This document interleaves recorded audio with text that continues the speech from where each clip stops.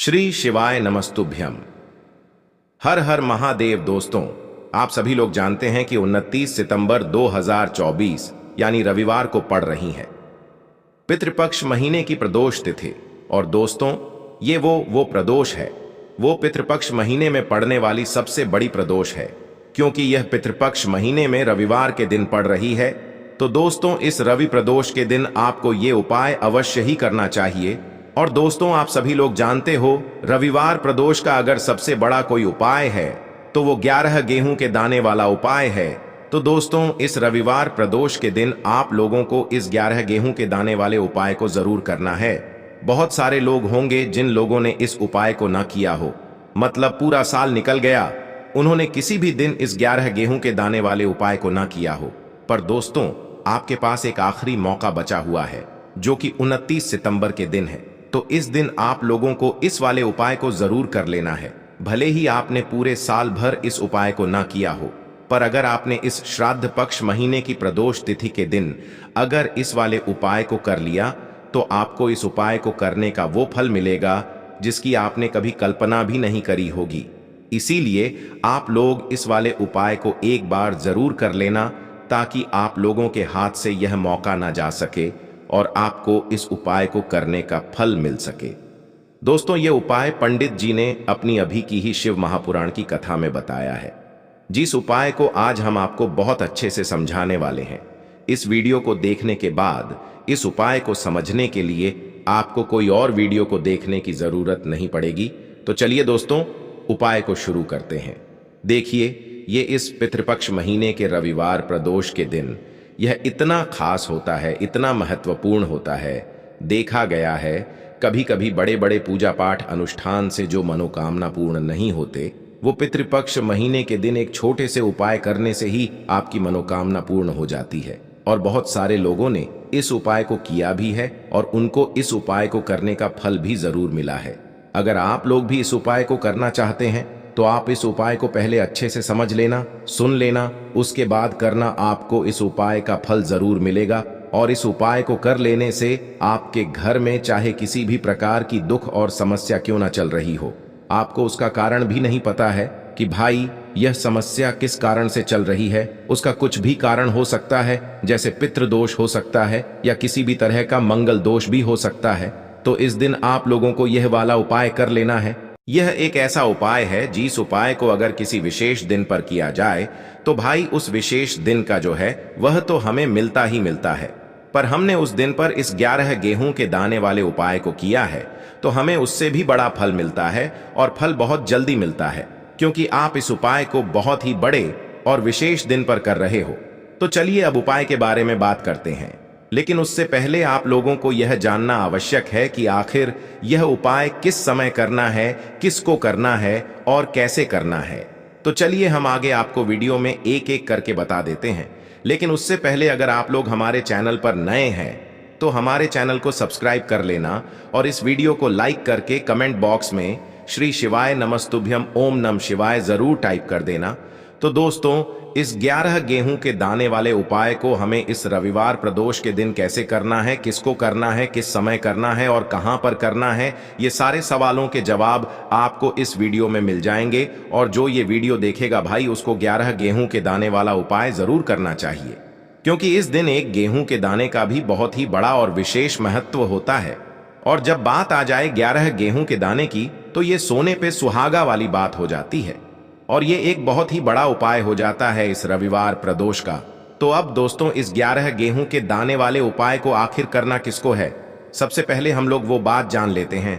तो देखो, घर की जो बड़ी माताएं बहनें होती हैं, उन माताओं बहनों में से कोई भी एक बड़ी माता बहन इस वाले उपाय को कर सकती है। और दोस्तों, अगर आप चाहे तो अपने घर में से सभी सदस्यों को भी इस उपाय को करवा सकते हैं।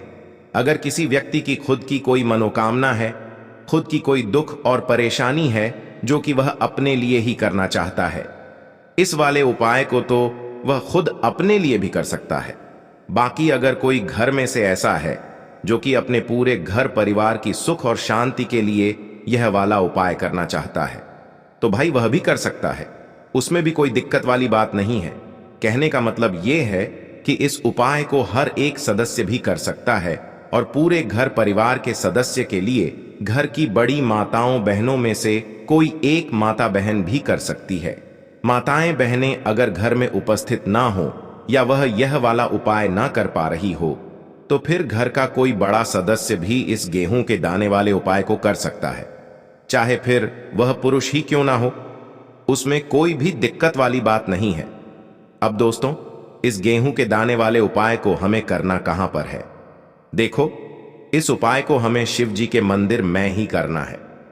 बहुत सारे लोग प्रश्न करते हैं हर एक उपाय को करते समय कि यह उपाय किस समय करना है। अब देखो, प्रदोष का दिन है। अगर आप इस उपाय को प्रदोष काल में करेंगे तो बहुत लाभ मिलेगा। देखो, गुरुजी ने कहा है कि अगर रविवार के दिन प्रदोष व्रत पड़ जाए तो प्रदोष के दिन आपको 11 गेहूं के दाने वाला उपाय तो अवश्य ही करना चाहिए। देखो, सबसे पहला उपाय, यदि आपके जीवन में कर्जा बहुत अधिक है, आपके जीवन में संकट बहुत अधिक रहते हैं, आपके ऊपर बहुत अधिक विपदा आ रही है, बार बार आपको अपने व्यापार में और अपने धन में हानि देखने को मिल रही है, यानी कि आपको प्रत्येक कार्य में हानि हो रही है, तो आपको यह उपाय करना चाहिए। देखिए, इस उपाय के लिए आपको 11 गेहूं के दाने आपको लेने हैं। ठीक है, 11 दाने लेने के बाद में आपको जरूरत होगी चावल के दानों की।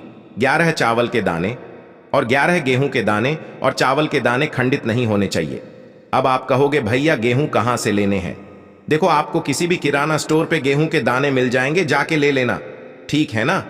11 गेहूं 11 चावल के दाने लेने हैं। साथ ही साथ आपको एक तांबे का लोटा लेना है और उस तांबे के लोटे में आपको जल भरना है। जल आपका खुद के घर का होना चाहिए, मंदिर का नहीं होगा। अब आप ये सब सामग्री लेकर पहुंच जाओगे महादेव के शिवलिंग के पास में शाम के टाइम पे प्रदोष काल में। देखो, जब आप ये उपाय कर रहे हो तो अपना फेस रखना उत्तर दिशा, नॉर्थ डायरेक्शन की तरफ। अब यहां पे जो मैं आपको क्रम बताने जा रहा हूं ना, उस मेरे क्रम को बहुत ध्यान से सुनिए। महादेव को अगर कोई सबसे प्रिय है ना, तो उनकी सबसे छोटी पुत्री जिनका नाम है माता अशोक सुंदरी, जो आपके पास में चावल के 11 दाने हैं ना, उन चावल के 11 दानों को माता अशोक सुंदरी के स्थान पर आपको अपना नाम और गोत्र बोलते हुए समर्पित कर देने हैं, है ना। चावल के दानों को रखने के बाद में जो आपके पास में तांबे का लौटा है ना, उस तांबे के लौटे को कहीं पे भी हम जल नहीं चढ़ेंगे। सिर्फ और सिर्फ माता पार्वती का जो हस्त कमल आपको दिख रहा है, यहीं पे गोल गोल आपको समर्पित करना है, उसी जल को, और कहीं नहीं। ना तो माता अशोक सुंदरी के स्थान पर, ना तो शिवलिंग के ऊपर, सिर्फ आपको यहां पे गोल गोल जलाधारी पर आपको उस जल को समर्पित करना है। अब आपके पास में बचे हुए हैं 11 गेहूं के दाने और बचे हैं। उन्हीं 11 गेहूं के दाने को आपको अपनी मनोकामना, अपने विशेष कहते हुए महादेव के शिवलिंग के ऊपर अगर आप रवि प्रदोष के दिन प्रदोष काल में कर देते हैं तो आपकी जो भी मनोकामनाएं होंगी, जो भी विश होंगी, महादेव पूरी जरूर करते हैं। अन्न को समर्पण करने से, उस खासकर गेहूं को समर्पण करने से हमारी इच्छाएं पूरी होती हैं। और अगर वो दिन रविवार प्रदोष का दिन हो, तब तो इससे सुंदर संयोग कुछ भी नहीं हो सकता। आपकी इच्छाओं को पूरा करने के लिए बहुत स्पेशल, बहुत प्यारा सा उपाय आप सभी को जरूर करना है। ध्यान में रखिएगा, यह उपाय प्रदोष काल में करना है। देखो, गुरुजी ने कहा है भगवान शिव के शिवलिंग पर 33 कोटि देवी देवताओं का वास होता है। अगर हम शिवलिंग के सामने कुछ भी उपाय करते हैं तो हमारे सभी देवी देवता हमसे खुश हो जाते हैं। ये उपाय आपको अवश्य करना है। देखो, सुबह के टाइम नहीं कर सकते, ठीक है। अब बात करते हैं अगले उपाय की। देखिए, इसके लिए आपको क्या करना है, एक काली मिर्च लेनी है। देखो, ध्यान से समझना, एक काली मिर्च लेनी है और ध्यान देना है कि काली मिर्च कहीं से भी खंडित नहीं होनी चाहिए। फिर इसके बाद आपको लेना है एक गोल बाती का दीपक। देखिए, दीपक आप चाहे तो माटी का ले ले, और यदि आपके पास माटी का दीपक नहीं है तो आप यह दीपक शुद्ध आटा लगा करके एक दीपक बना सकते हैं। बस आपको ध्यान देना है कि उस आटे में आपको नमक या हल्दी का प्रयोग नहीं करना है। ठीक है, तो आप एक बढ़िया सा दीपक बना लें और उस दीपक में गोल बाती लगा करके उस दीपक में आपको घी भरना है। देखो, गाय का शुद्ध घी आपको उस दीपक में भरना है। अब क्या करना है, आपको इन दोनों चीजों को लेकर चले जाना है। बेलपत्र के पेड़ के पास देखिए। देखो, गुरुजी ने अपनी अभी की शिव महापुराण कथा में भी बताया था, जो भी व्यक्ति प्रदोष काल में जो भी एक दीपक प्रज्वलित कर देता है, उसके घर पर धन की कमी नहीं हो सकती। देखो, यदि आपके घर के आसपास कहीं बेलपत्र का पेड़ नहीं है या घर से काफी दूर पड़ता है और आप जा नहीं सकते हैं, तो आगे हम ये भी बताएंगे कि कैसे इस उपाय को करना है। अगर बेलपत्र वृक्ष ना हो तो देखो, अब आपको प्रदोष काल में इन दोनों चीजों को लेकर चले जाए बेलपत्र के पेड़ के पास में। अब क्या करना है, सबसे पहले आपको उत्तर दिशा की ओर मुंह करके आपको खड़े हो जाना है और जो आप दीपक लेकर गए हैं उससे आपको बेलपत्र की जड़ में प्रज्वलित करना है। दीपक प्रज्वलित करने के बाद आपको एक काली मिर्च अपनी हथेली पर रखना है और बेलपत्र के पेड़ का आपको 5 बार परिक्रमा लगा लेना है। और यदि आप परिक्रमा बेलपत्र के पेड़ का नहीं लगा सकते हैं तो आपको दीपक को चारों ओर कुछ इस तरह से क्लॉकवाइज 5 बार घुमा देना है, मतलब आरती करना है। और घुमाने के बाद आपको उसी काली मिर्च को दीपक में डाल देना है और वहीं पर बैठकर हाथ जोड़ करके आंख बंद करके आपको जो भी आपके जीवन में समस्याएं हैं, घर से लक्ष्मी जी का निवास नहीं है, घर में लक्ष्मी जी प्रवेश नहीं कर रही है, और भी जीवन में जो भी समस्याएं हैं, तो उस समय आपको विनती करनी है। ठीक है। अब इसके बाद यदि आपके घर के आसपास कहीं बेलपत्री का पेड़ नहीं है तो आपको इन सब चीजों को लेकर चले जाना है शंकर जी के मंदिर में। और शिव जी के मंदिर पहुंचकर आपको क्या करना है, आपको इसी एक दीपक को आपको शंकर जी के मंदिर की जो चौखट होती है ना, वहां पर आपको इस दीपक को जलाना है। और दीपक जलाते समय आपका मुख उत्तर दिशा की ओर होना चाहिए। दीपक जलाने के बाद आपको क्या करना है, एक काली मिर्च अपनी हथेली पर रखना है और आपके जीवन में जो भी समस्याएं हैं, चाहे वो समस्या परिवार को लेकर हो या फिर धन को लेकर हो, वो अपनी वह समस्या बोलनी है। और बोलने के बाद आप उसी काली मिर्च को दीपक में डाल देना है और आपकी कामना पूर्ण हो जाए, घर में लक्ष्मी जी का निवास हो, ऐसी कामना आपको कर लेनी है। देखिए, शंकर जी की मंदिर की जो चौखट होती है ना, उसमें 33 कोटि देवी देवता निवास करते हैं। यदि आप वहां पर दीपक जलाते हैं तो इससे भगवान शिव तो प्रसन्न होते ही है, साथ ही आपको 33 कोटि देवी देवताओं का आशीर्वाद प्राप्त होता है और वह सभी प्रसन्न होते हैं जिनकी आशीर्वाद से आपकी कामना 100% पूरी होती है। तो आप ये उपाय जरूर करिएगा। आप बहुत ही छोटा सा उपाय है, करके देखिएगा।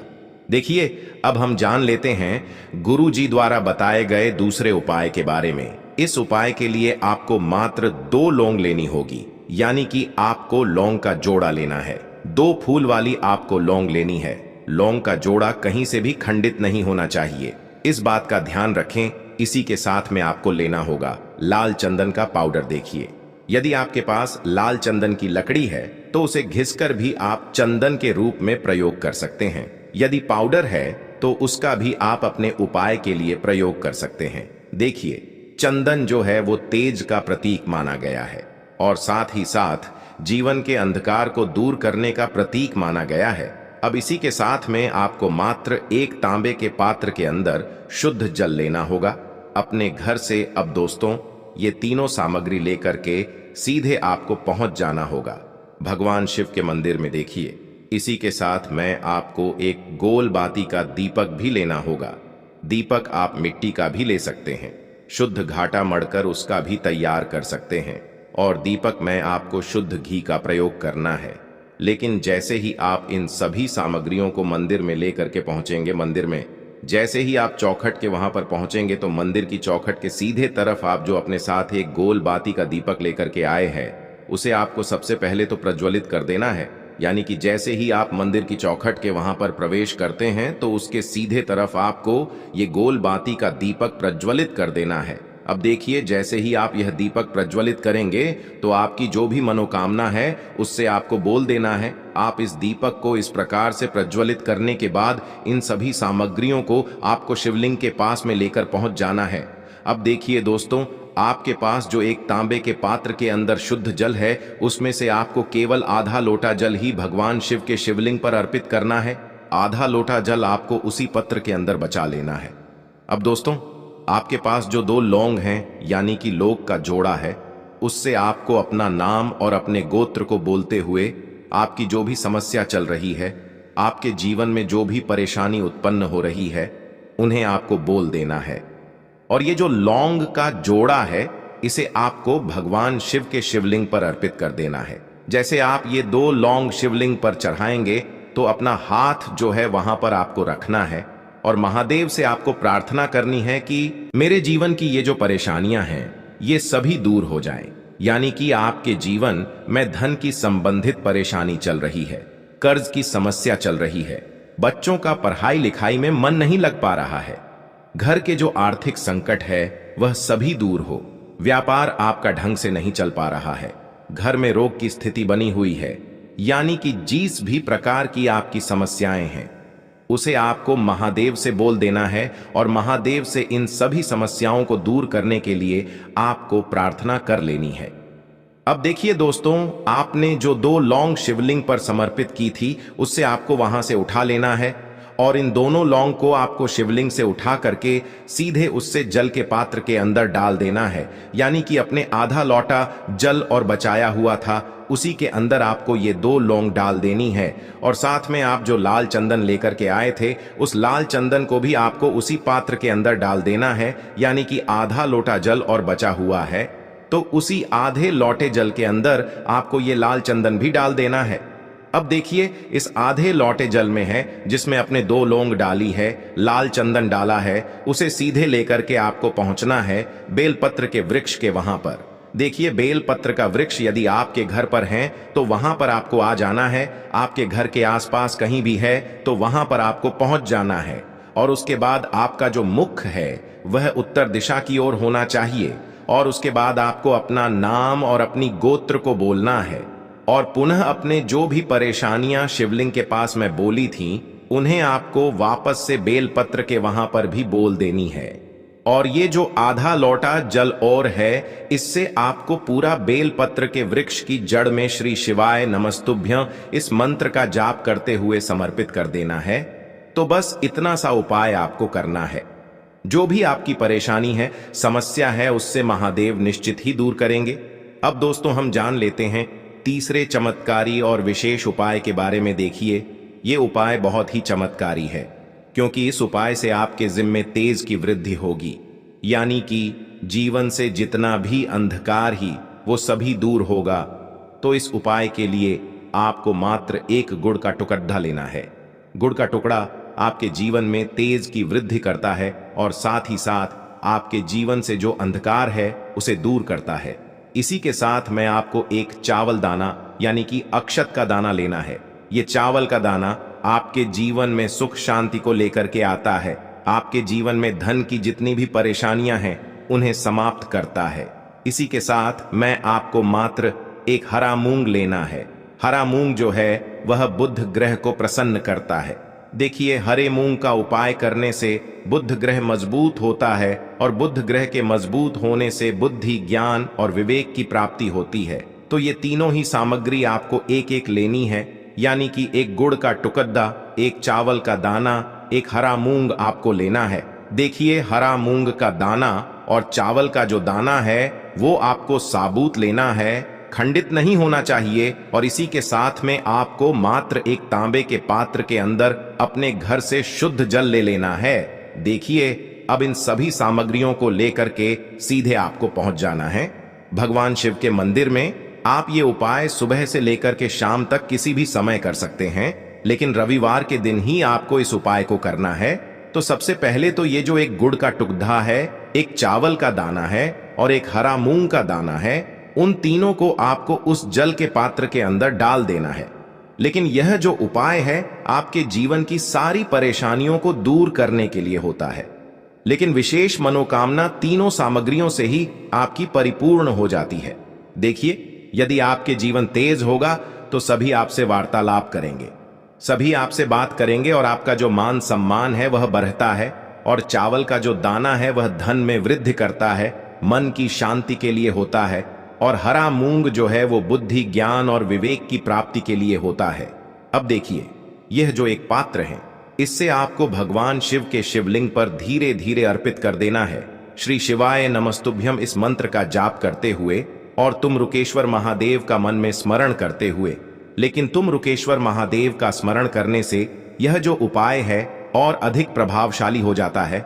तो तुम रुकेश्वर महादेव का स्मरण करते हुए यह उपाय करने से आपके जीवन में जो भी अशांति है वह सभी दूर हो जाएगी। तो इस प्रकार से आपको ये सुंदर सा उपाय कर लेना है। तो हमने आपको रविवार के दिन किए जाने वाले 3 बहुत ही सुंदर से उपाय बताए हैं। जो भी आपके लिए उचित है, सरल है, उसे आप कर सकते हैं। यदि उपाय से जुड़ा किसी भी प्रकार का सवाल है तो कमेंट में पूछ लें। उपाय को करते समय आप किसी भी प्रकार की गलतियां ना करें। अगर आपको हमारी वीडियो पसंद आए तो हमारे इस चैनल को सब्सक्राइब जरूर करें। हर हर महादेव। ओम नमः।